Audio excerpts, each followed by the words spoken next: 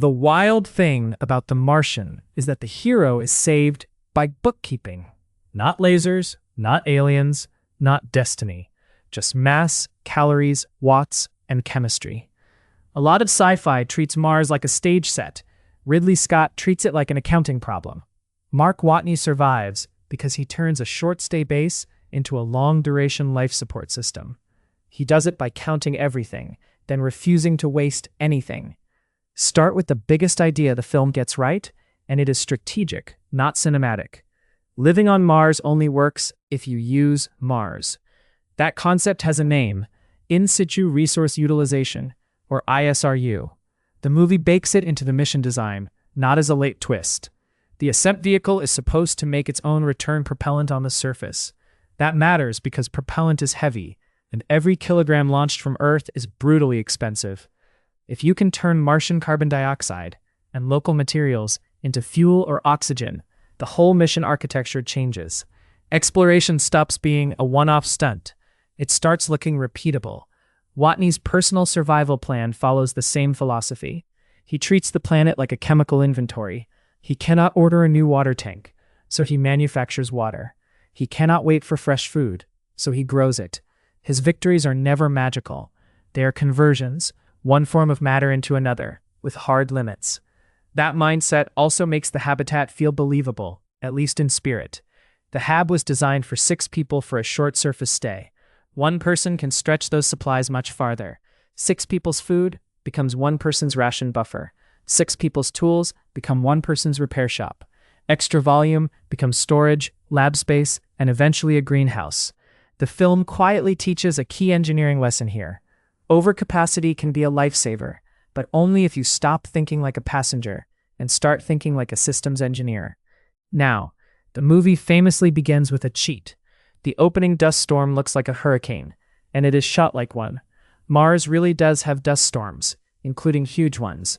They can cut sunlight, foul equipment, and force crews to shelter in place. The issue is force.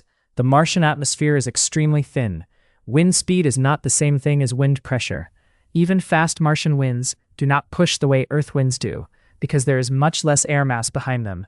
A storm could absolutely wreck your schedule. It could threaten power and visibility, but it is far less likely to toss heavy hardware around like a terrestrial disaster film. That early exaggeration is useful, though, because it highlights a common intuition trap.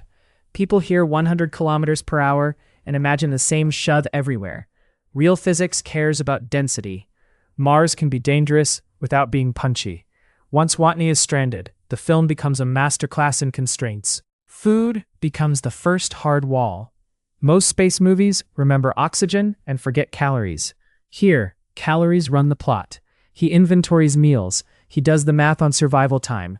He rations like his life depends on it, because it does. That is a deeply realistic framing. Metabolism is not negotiable. Every day alive has a cost in energy, water, and nutrients, and Mars does not provide any of it for free. The potato farm is the movie's most iconic solution, and it is also where the biology gets both inspiring and a bit too forgiving. The inspiring part is simple. Plants do not need mystical earth dirt. They need water, energy, carbon dioxide, mineral nutrients, the right temperature and pressure. Give roots physical support, give leaves light, and you can grow food in all sorts of media. The forgiving part is everything the montage skips. Real soil is an ecosystem. It is chemistry and structure, but also microbes, fungi, and a whole living community that cycles nutrients and stabilizes conditions. Martian regolith is not soil in that sense. It is powdered rock exposed to radiation and harsh oxidants, with none of Earth's biological buffering. On top of that, Mars regolith can contain perchlorates, salts that raise real toxicity and handling problems. A realistic greenhouse plan would probably involve selecting regolith carefully, or washing it, or processing it, or avoiding it entirely in favor of hydroponics or imported growth media. Even the fertilizer choice is a double-edged sword.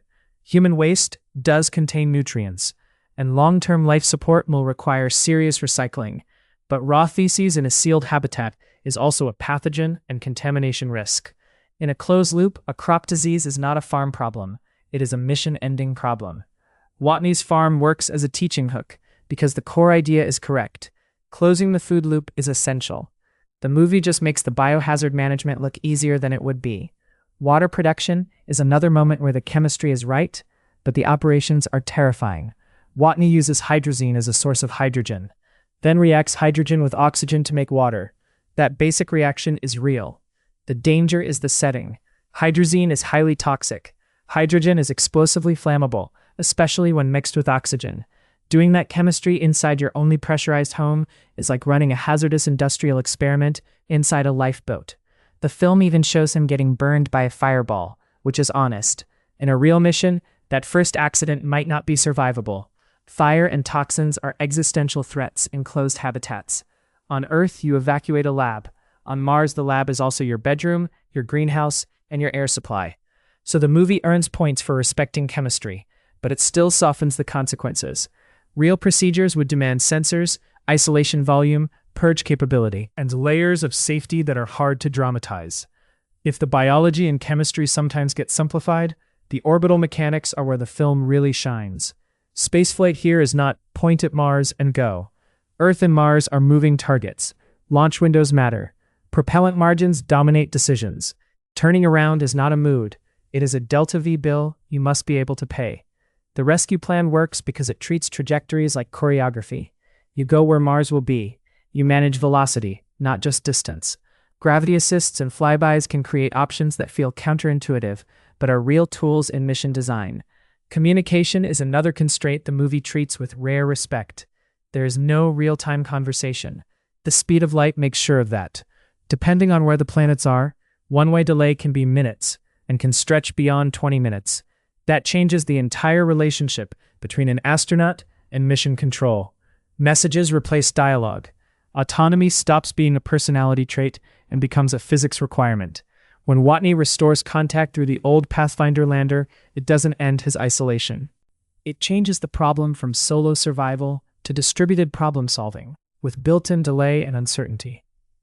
One of the most realistic things is not a gadget at all. It is the engineering culture. Problems get broken into sub-problems. Specialists argue. Managers weigh risk against time. A rushed decision can break hardware, and the film shows that with a failed resupply attempt. Solutions create new hazards, and everyone knows it. Watney's survival is a chain of partial fixes, each one buying time, and each one consuming margin. That is what real reliability feels like. Not perfection, just careful trade-offs, under pressure, with no guarantee the next link will hold. Still, the movie is generous about cumulative luck. The HAB survives damage, long use, humidity, dirt, improvisation, and contamination for a very long time. The rovers tolerate huge traverses, dust, cold, and mechanical wear, with limited spare parts. Any one of those subsystems could have failed for mundane reasons. Seals degrade, connectors loosen, electronics hate thermal cycling. Abrasive dust gets into everything. The story works because the mission was built with redundancy, and because one person can cannibalize resources meant for six. But the longer the chain goes, the more we feel the hand of narrative. Then comes the final rescue, and it leans hardest into action movie risk. Stripping the ascent vehicle to reduce mass is sensible in principle. Every kilogram matters when you're trying to reach orbit. But ripping off structure and replacing engineered parts with a tarp-like cover would change stability, loads, and control in ways engineers hate. Rendezvous is also unforgiving. You do not just arrive near a spacecraft. You match its orbit and its velocity, precisely. The movie nods at that, but it still compresses a lot of difficulty into a few tense minutes. And the suit puncture maneuver, the so-called Iron Man moment, sits in an odd place. Yes, venting gas produces thrust. Physics allows it. But it would be unstable, wasteful, and extremely dangerous for a pressure suit. It works best as symbolism. To come home, he literally spends his atmosphere. Put it all together, and the film's realism has a clear shape. The inciting storm is too strong. The greenhouse biology is too clean. A few stunts push past reasonable safety rules. Yet the core is unusually grounded. It shows that Mars is not a monster, and not a myth. Mars is indifferent. Survival is manufactured one careful decision at a time. If there is a takeaway worth carrying beyond the screen, it is this. On Mars, nobody gets rescued by hope alone. You get rescued by margins.